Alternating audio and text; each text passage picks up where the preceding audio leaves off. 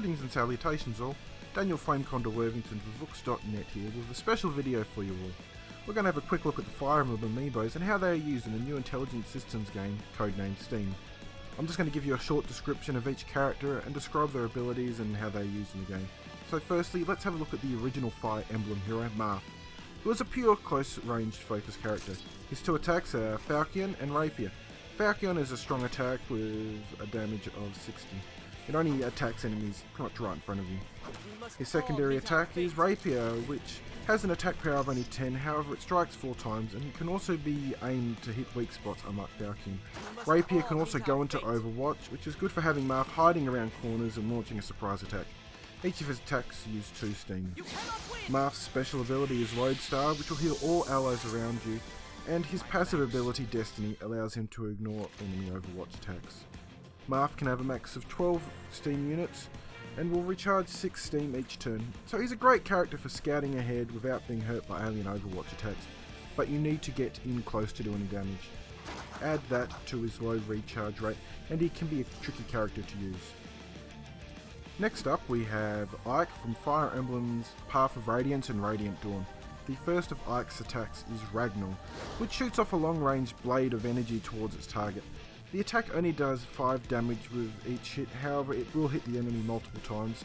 It also has the added bonus of knocking them away, and it uses 4 units of steam. His second attack is Irvan, which is a close range attack with his axe. It does 70 damage and can hit multiple targets that are next to him, and it uses 4 units of steam. Ike's special attack is Aether, which does a large amount of damage to all targets in the surrounding area. Great for when you're surrounded. And his ability allows him to push crates and move enemies. Ike has a max of 13 units of steam and will recharge 8 each turn.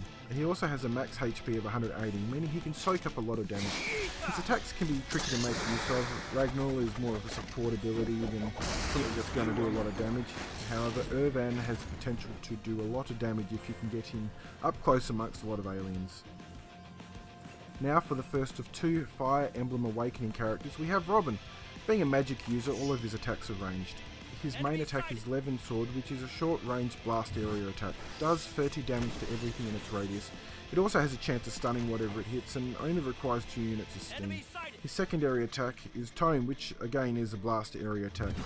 It has one of the longest ranges of any weapons in the game and will do 50 damage to everything in the radius. It uses up to 3 units of steam and can be used on Overwatch.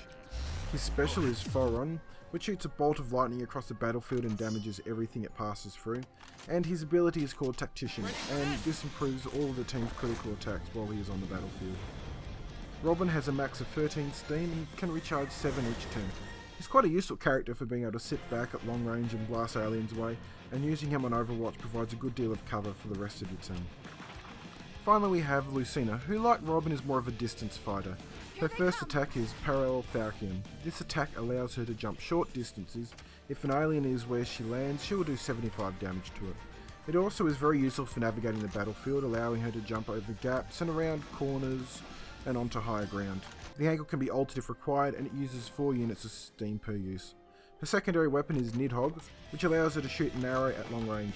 This attack is different from anything else in the game. It shoots in a direct line with a somewhat realistic bow arc, and you can't aim the shot. So it'll have a hard time shooting an alien that is on a higher or lower ground to you, and you'll also have a hard time targeting weak points. It does have 3 angles of fire though, so you can shoot over objects if you want to. It does 50 damage and it'll take down most early aliens with 2 shots, and it uses only 2 units of steam. Her special is Awakening, which allows her to quickly dash forward in a straight line until she hits a wall or some other obstacle. This does come at the cost of all her steam however, and it's great for getting out of tight situations.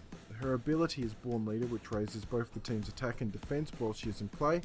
Overall, she may be the best character out of the Amiibos. Her range and maneuverability make her very useful.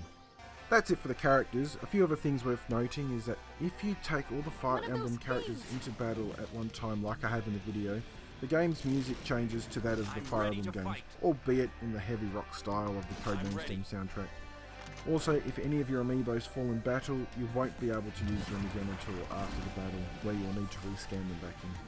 So that's all there is to say about the Fire Emblem Amiibos and Code Name S.T.E.A.M. The game is out now and it's a lot of fun. I highly suggest everyone go out and pick it up, more so if you're a fan of turn-based strategy games. So until next time, this has been Daniel Fame Condor Worthington for Vooks.